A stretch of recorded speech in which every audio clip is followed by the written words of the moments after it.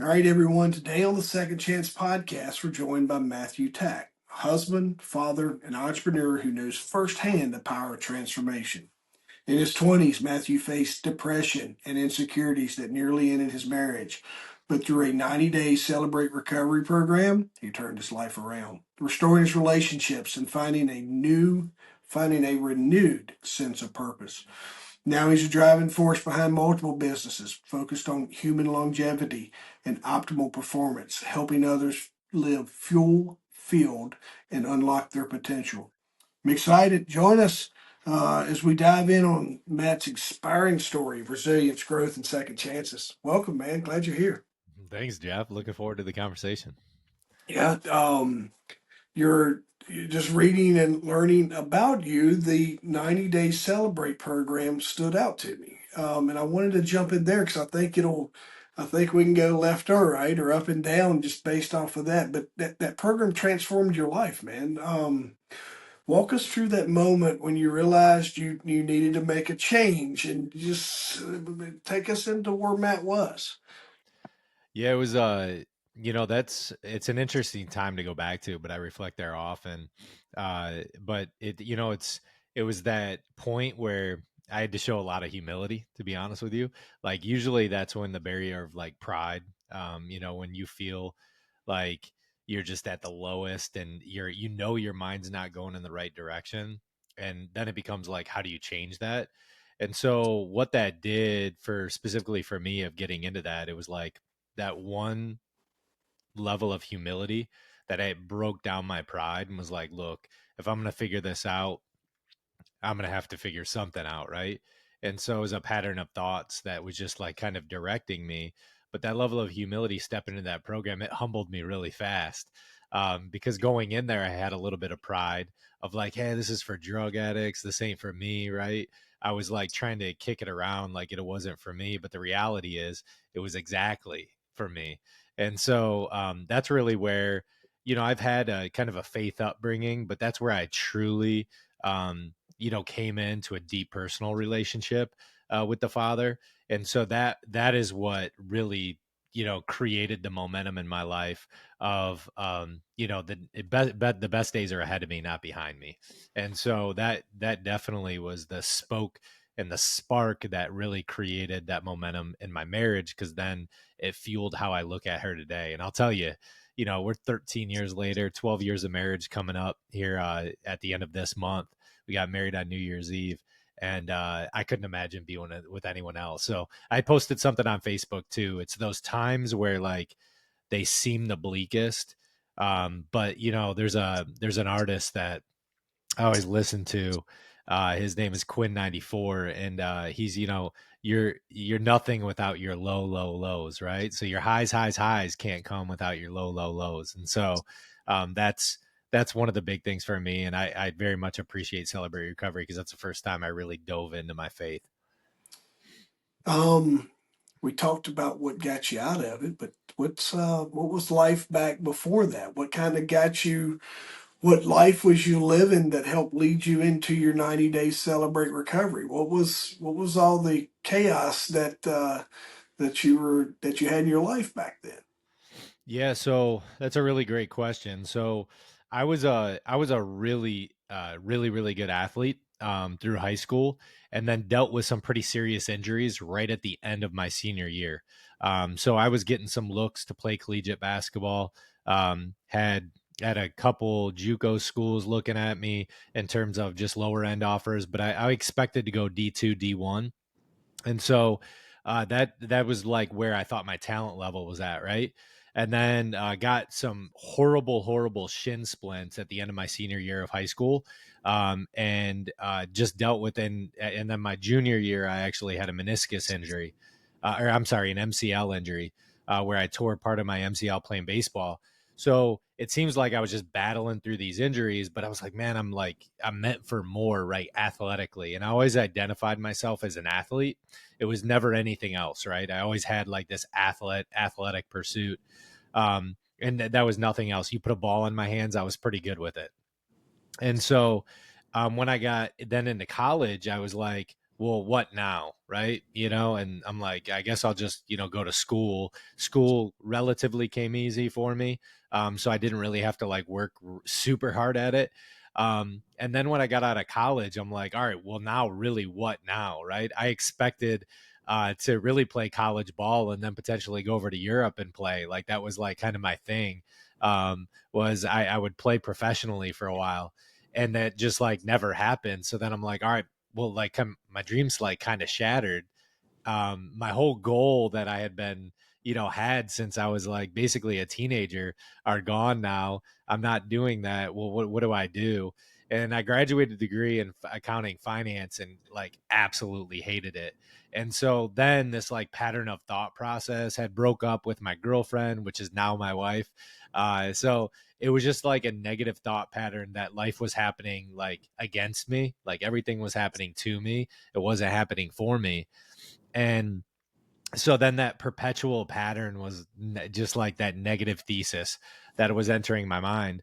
And so that really is what was the culmination of all that, right? I thought it was a lot better. I thought I would do a lot more. My dreams kind of got shattered from an athletic standpoint, which now today, being in my 30s, investing so much time for the purposes of longevity, I'm probably just as good an athlete now, maybe even a little bit better with my IQ than I was even at 18 and 19, right? So, it's kind of comes full circle in that way where if you stick with it. And so that's really was the culmination of all that because I just really had a really, really poor mindset. And it was towards everything. It was towards my work. If you talk to me, I was like, swipe left. But now it's a different outlook, right? I have a sign right here that I put right in my office, and is watch your thoughts for they become words, watch your words before they become actions, and watch your actions before because they become habits, right? And that truly dictates your destiny. So I always want to make sure I bring myself back to that spot of like, how am I taking captive my thoughts and my words? And that ultimately is, how I got to that point, and then ultimately how I got out of it. Were you are you drinking? Heavily. Drugs? Drinking drugs? Heavily drinking. So like it was one of those things where I wouldn't call myself, I wouldn't have called it like alcoholism. I never Yeah, truly felt like the addiction towards that, but like it was every Friday and Saturday night, right? Those were some of the things that I was always partaking in. Um, and I like it was constant drinking, never hard drugs. It was never something that I got into. So alcohol is something that I've actually taken out of recently. So I don't drink much at all anymore just because I'm so hyper focused on my body. But I was drinking actually quite a bit. Which led to a lot of that, right? Because that was like that. Those are Fridays and Saturdays. I remember going to like I'd go to church drunk, yeah. thinking back in those days, like what I was actually thinking. Like I'm like, oh, I can party till 2, 3 o'clock in the morning, and then still go to church for some reason. But anyways, that was the mindset I had back then. Obviously, much different than I have today. But just that was like the standard quo. 18 pretty much to 2026 is just like every Friday and Saturday night. Especially when we moved to DC, it was kind of that same thing. What is fun to me? Well, fun to me is like going to these happy hours and going Yeah. and drinking on Friday and Saturday, spending at the bar, which that's the farthest thing from fun for me now. But that's ultimately a lot of that was a culmination, right, of all that, and my negative thinking, and that was something how I like kind of pacified the depression during that time. I I was there. Yeah, that, like you said, I just enjoyed going to bars. About it, we rolled the same in those regards. So just when my wife summed it up as destructive behavior. I thought she said reckless behaviors, so I made a shirt that says reckless behaviors. She told me later that she had actually said destructive behaviors. So I was like, well, guess what? We're gonna stick with reckless because it's on my shirt. But that's basically what she summed it up with me. It was like it's not that you have a problem, you just do dumb stuff. Or you do destructive things when you drink, and then you drink more, and it's destroying you type thing. Yeah, it's one of those things too. I'm the type of person that's all in too.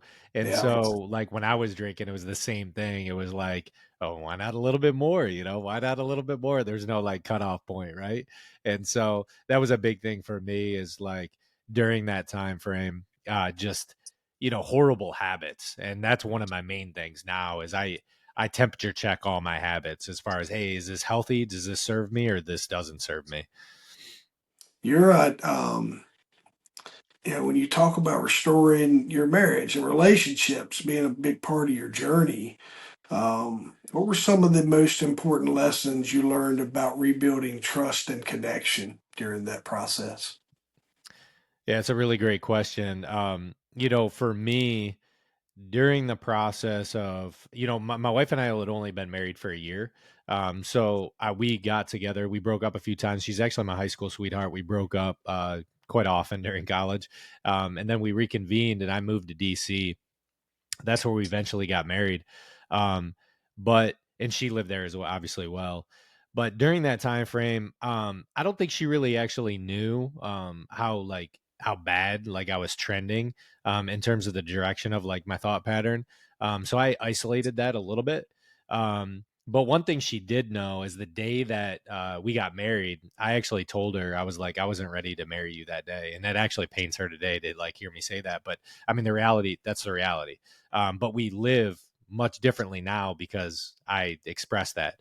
Um, and it's something we temperature check every day. But like part of the early on of like rebuilding that trust with her, I go back to these words of affirmation because it is extremely critical for me, even to this day, of like the thoughts and the words that are directed towards her. So like, of course, we're gonna have friction, but I mitigate that. And Aubrey Huff, he was a baseball player for the Baltimore Orioles way back, like 400 hitter. He gave this really good analogy of like how he interpreted things after he struck out. He always like, I need to shorten the gap, right? And so that's how I try to live life. How do I shorten the gap as much as physically possible? And if it's me saying I'm sorry, even when I'm not like potentially in the wrong, to mitigate that, I can be the bigger person. And so that's why I truly believe in this like alpha male mentality. And what does alpha male really look like? And it's number one, being vulnerable to your wife. Hey, I'm not feeling right about our relationship right now.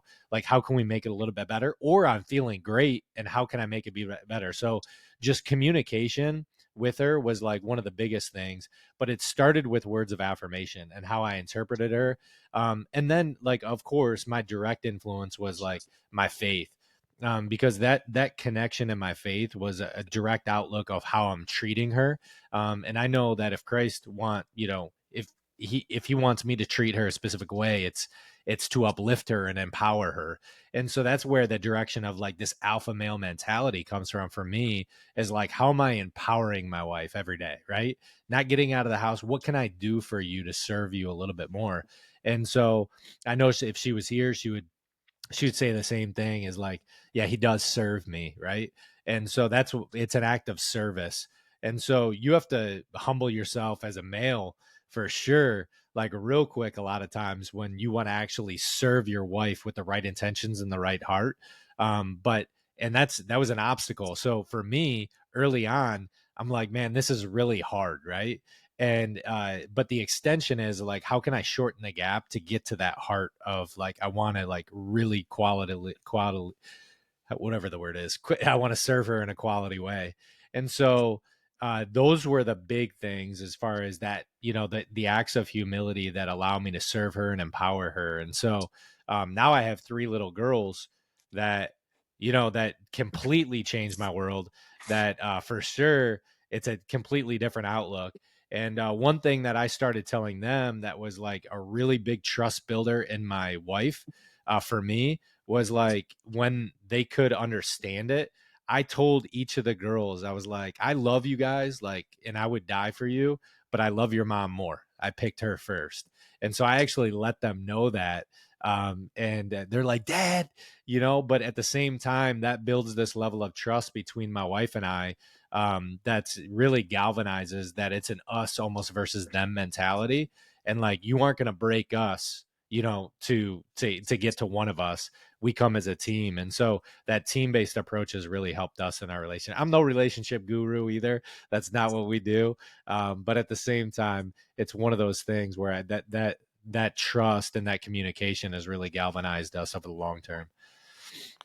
Yeah, you touched on those words of affirmation. Did you sound like you spent some time figuring out love languages? I read that was one of the books that that actually I read coming out of Celebrate Recovery was the five love languages and Yeah, what she needed, and it was physical touch and words of affirmation, and that was knowing and understanding that really allowed me to serve her more intimately and better. And I'm not gonna lie, the more the more you're able to serve your wife and the more you get feedback, it's just like in business. If the more feedback you get, the little bit better you can get. Everything becomes better. Your sex life becomes better. Your just marriage in general becomes better. How you parent becomes better. All these things become better. But you gotta come in with the attention of like intention and attention of how I'm gonna get a little bit better. yeah.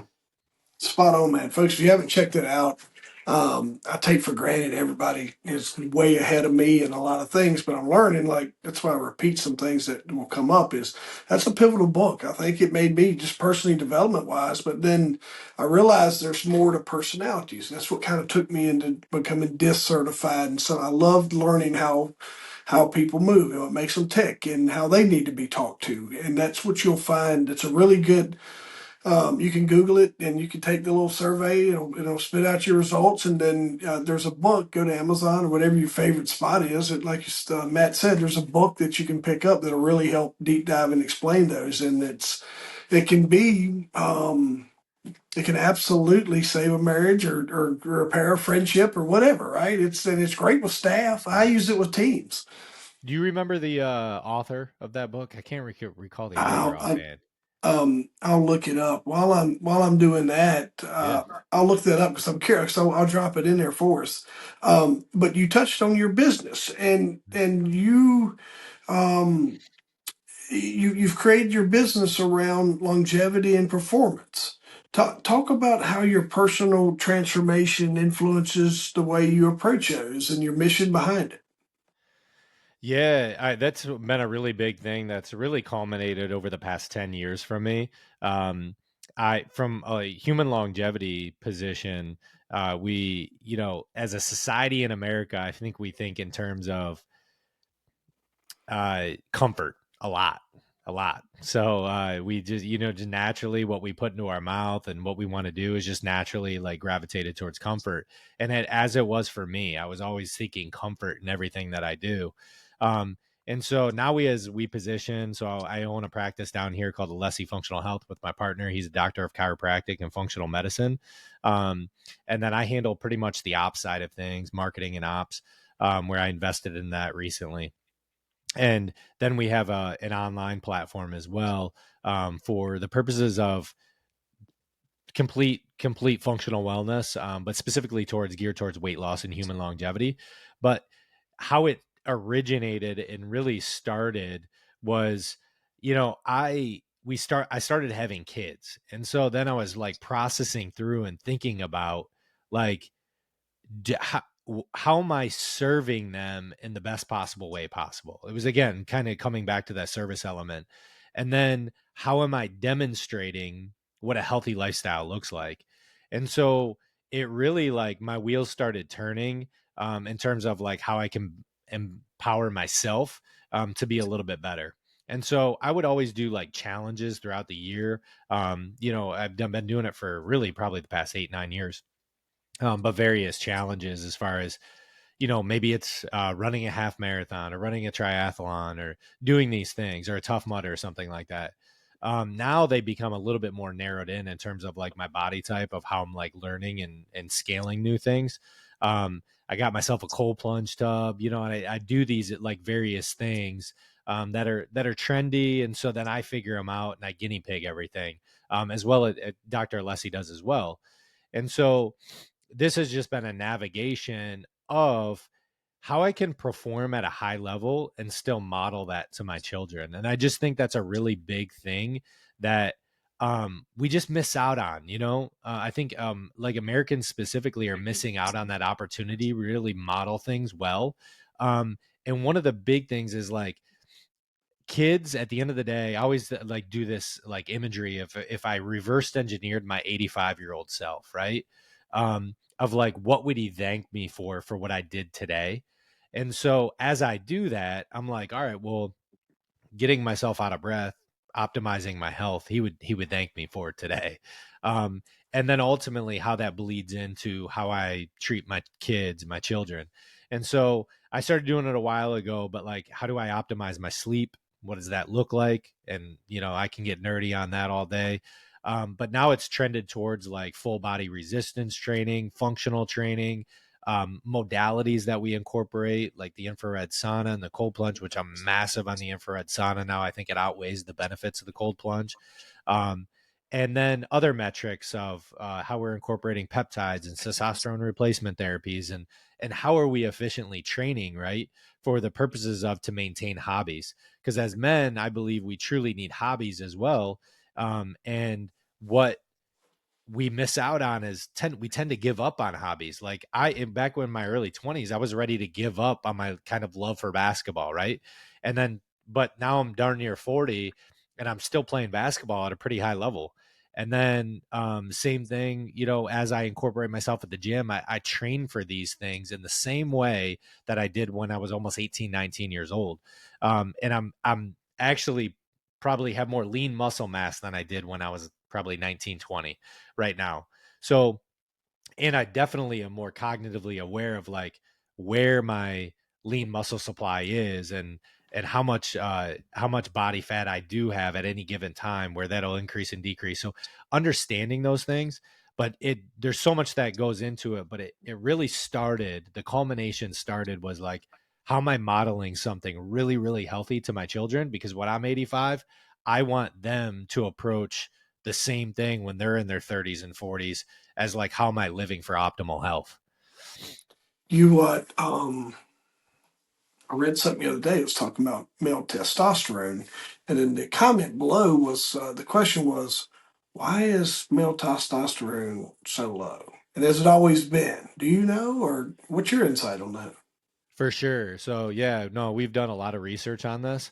So there's a number of different studies, and the reasoning behind a culmination. There's a lot that goes into the studies that they actually have right now, but one of the reasons is because our food supply has exorbitantly changed, right? Yeah. So like our food supply naturally is changing where less people are eating whole food sources.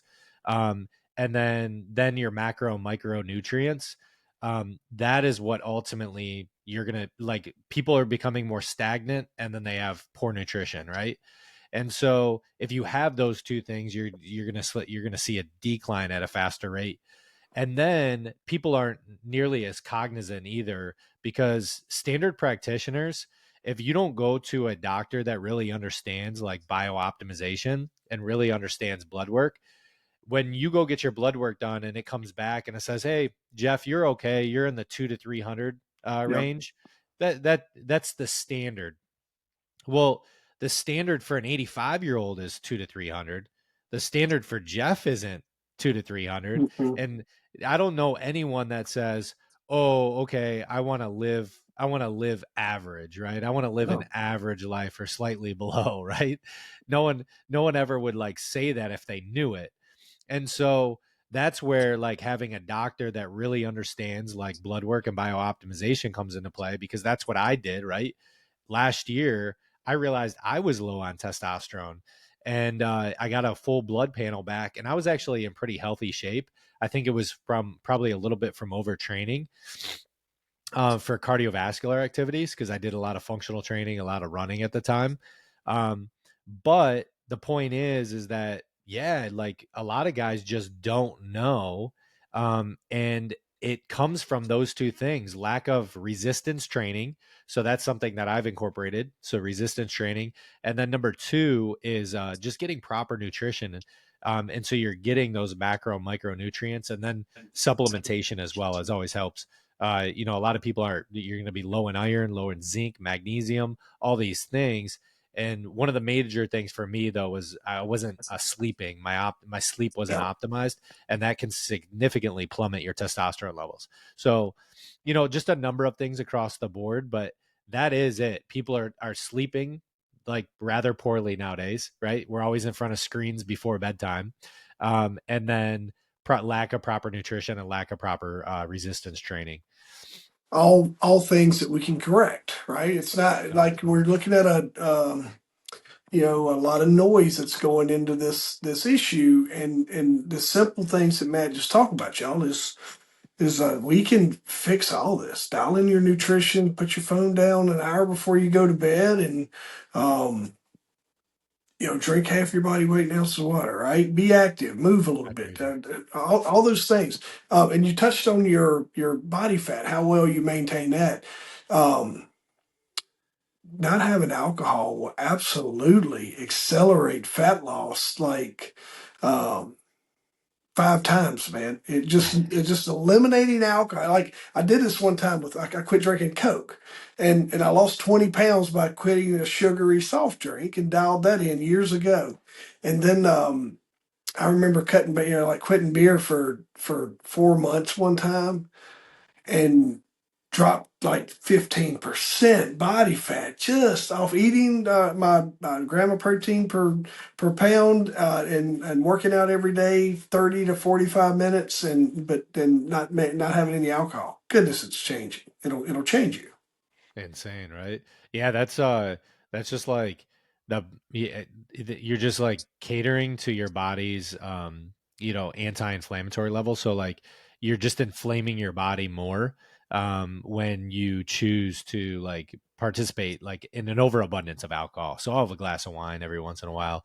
But it's nothing. I don't drink to the extent of I maybe once every 2 weeks. Yeah. And it would be a glass of wine with like a steak or something. So it's not that I don't believe in it. But yeah, exactly. If you can mitigate the amount of like uh, just inflammation that you put in your body, and those are those are inflammatory like markers. So like alcohol, when you put that, if you're putting like for instance, we'll just take like beer, when you, especially if you have like already gut related issues like a gluten intolerance, which I did, right? So I have a gluten intolerance but would still participate anyway. Every time I drank a beer, like my nasals would Nose. clog Yeah. up, and Yeah. Ears get it's the hot. worst. Yeah, ears get hot, same. um so, but the moment like I stop that, man, it's like literally you just feel that fat just like burning off. And those are just like those are easy ways, but again, it becomes like you have to make it a habit, right? And I'm not gonna participate. And it's hard when you have a circle of influence. Hey, you want to go get a beer? You want to do this? Yeah. You want to go to this party? Man, it's really hard.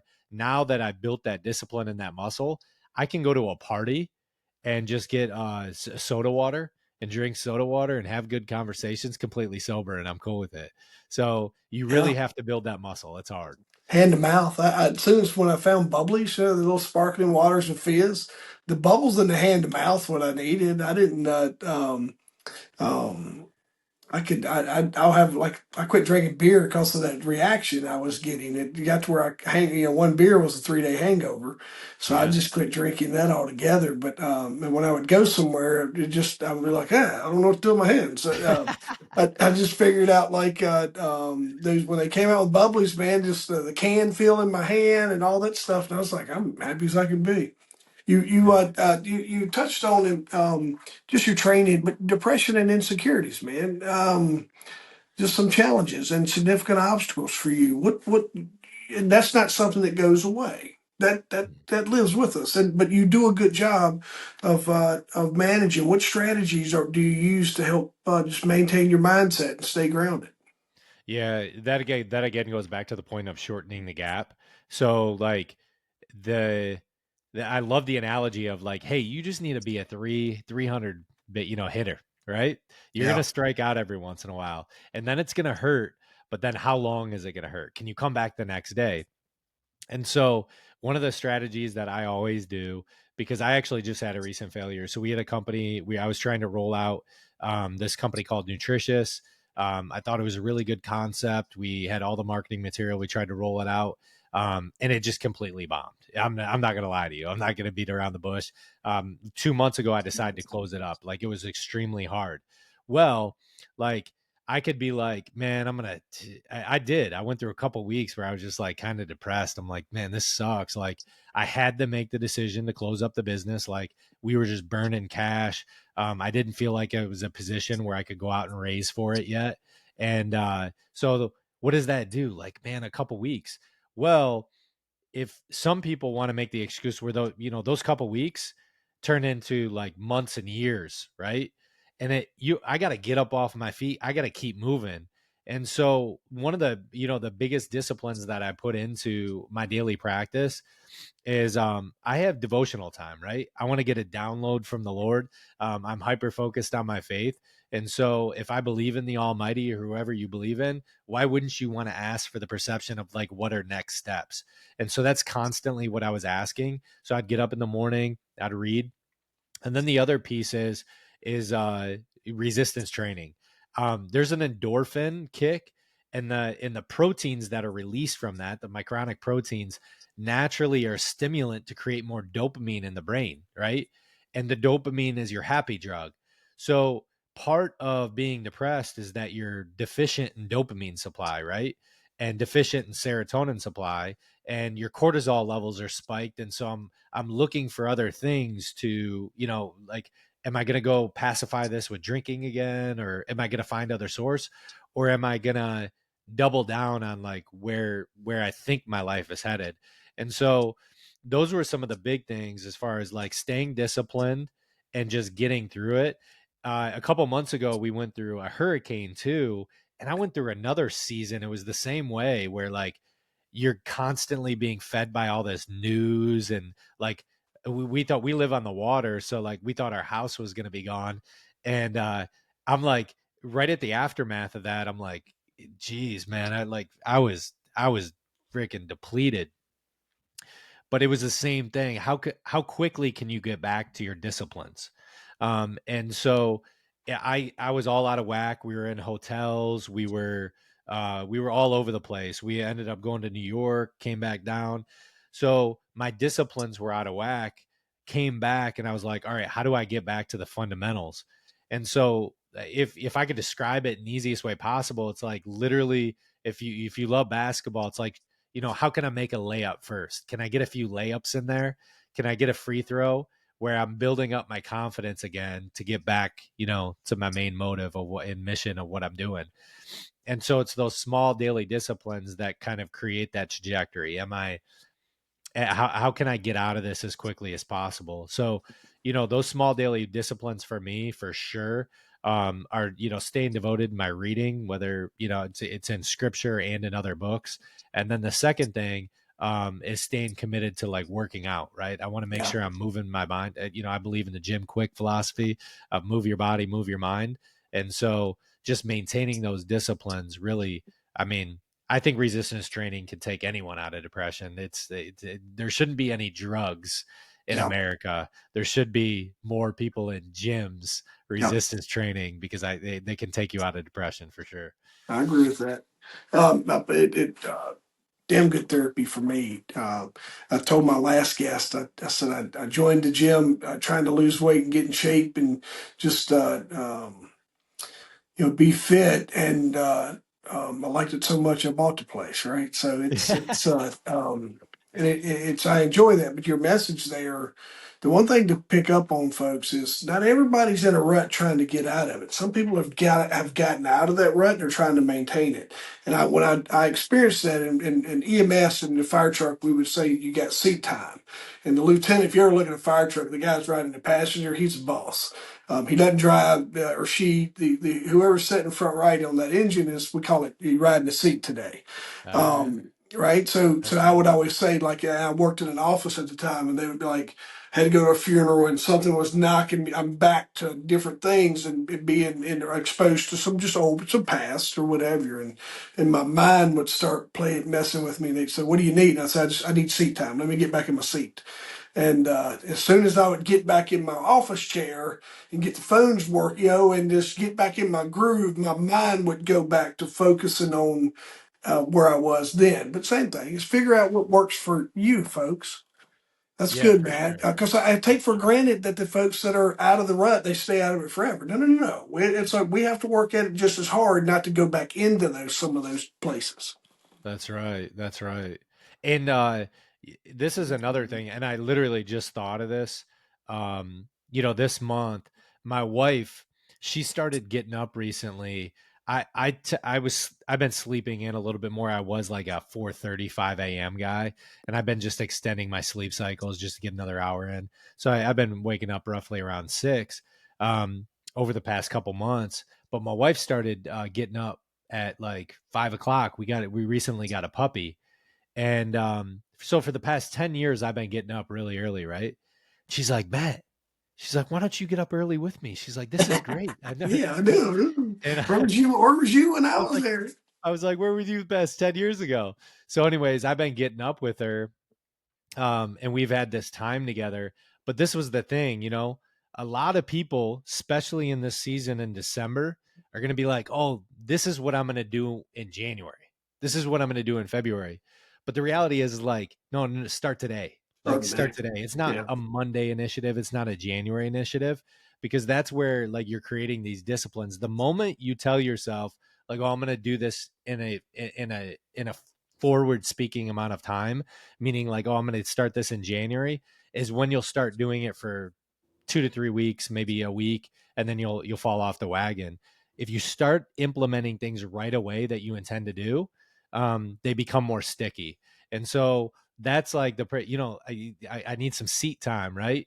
You Yeah. like today, like that's when you start things. It's not like, oh, I'll get to that in January, because that's the moment you put it off. Yeah. Do something today. Do Yeah. something when you're hearing this, right? Don't ever put off you.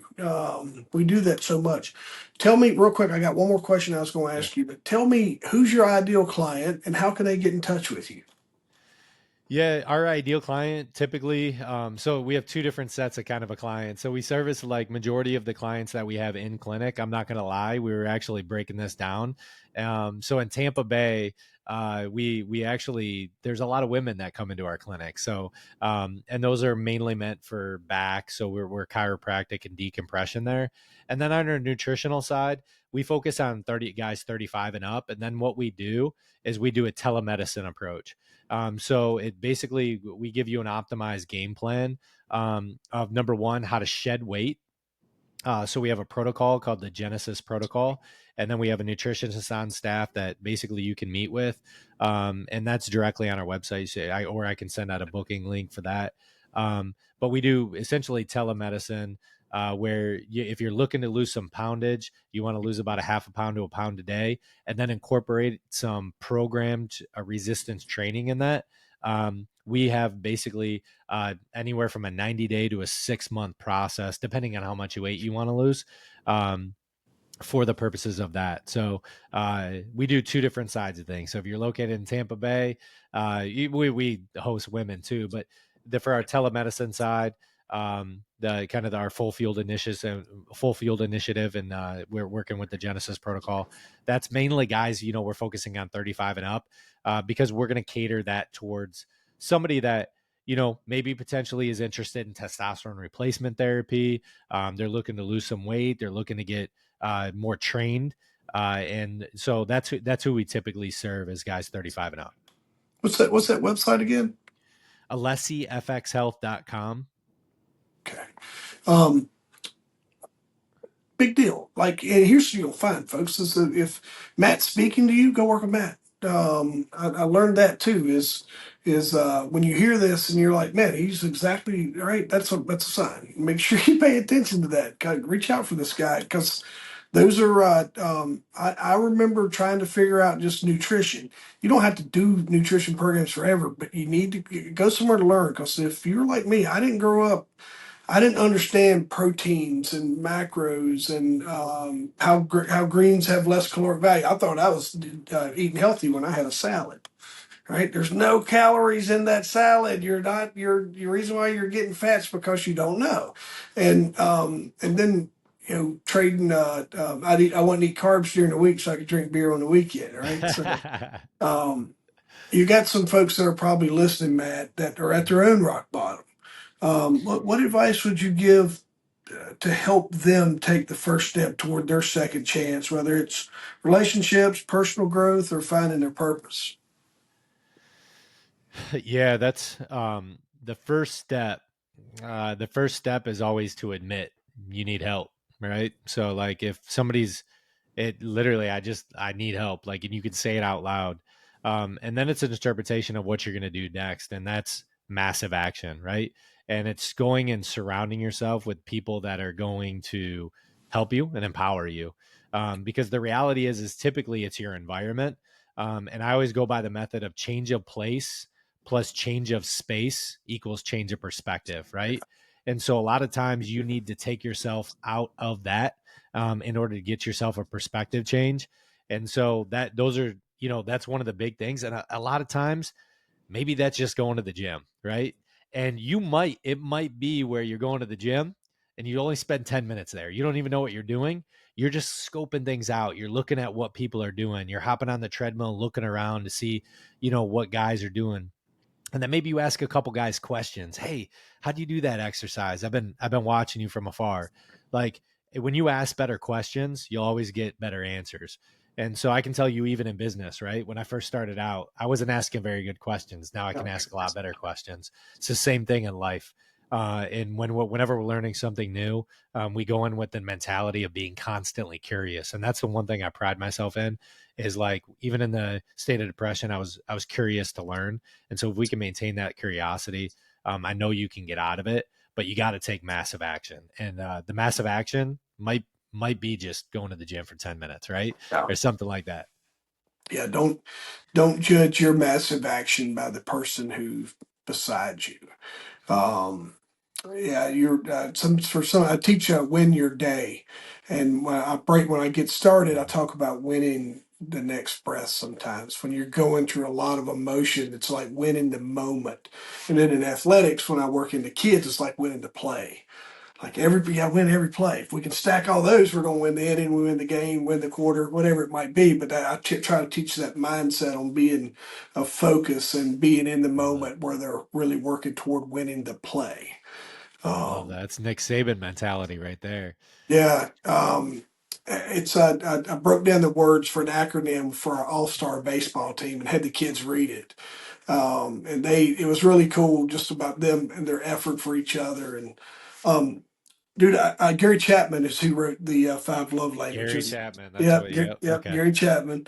Um, and I wanted to tell you, man, I really appreciate you taking time to share that story because it's a story that there's two guys sitting here that share a similar journey through overindulging in alcohol and not being able to get control of that, and for us to be able to just shoot the breeze about that and publish this out for folks to hear it. For you folks that's hearing it, man, you know somebody who needs to hear what me and Matt talked about. So we appreciate you sharing it. And you tag us. You can tag us, share us, whatever. I'll put all the things, all of our contact stuff in our notes. But I know if the odds are that 100% of the people on this call have like-minded problems from the past, that you know someone who needs to hear this. So make sure you share this episode with them. We appreciate it. It's awesome. Yeah, Great man. talking with you, Jeff. Yep. Thank you, Matt.